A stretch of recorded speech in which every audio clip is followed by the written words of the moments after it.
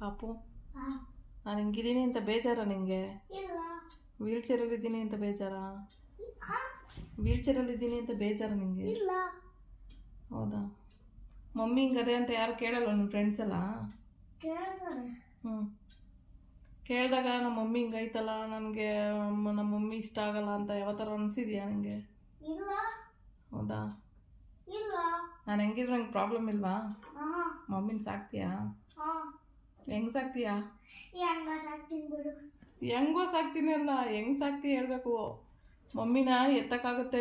ಇವಾಗೇನೋ ನಾನು ಎದೊಳ್ತೀನಿ, ಕೂತ್ಕೊತೀನಿ ವೀಲ್ಚೇರ್ಗೆ, ನಾನು ಕೆಲಸಗಳು ಮಾಡ್ಕೊತೀನಿ. ನಾಳೆ ಹುಷಾರಿಲ್ದಂಗೆ ಆಯ್ತಾಯ್ತೋ ಇಲ್ಲ ವಯಸ್ಸಾಯ್ತಾಯ್ತೋ ಅವಾಗ ನೀನೇ ನೋಡ್ಬೇಕಲ್ಲ, ಹೆಂಗೆ ನೋಡ್ಕೊತೀಯಾ? ಹೆಂಗೆ ಏನು ಹೆಂಗೆ ನೋಡ್ಕೊತ ಹೇಳು?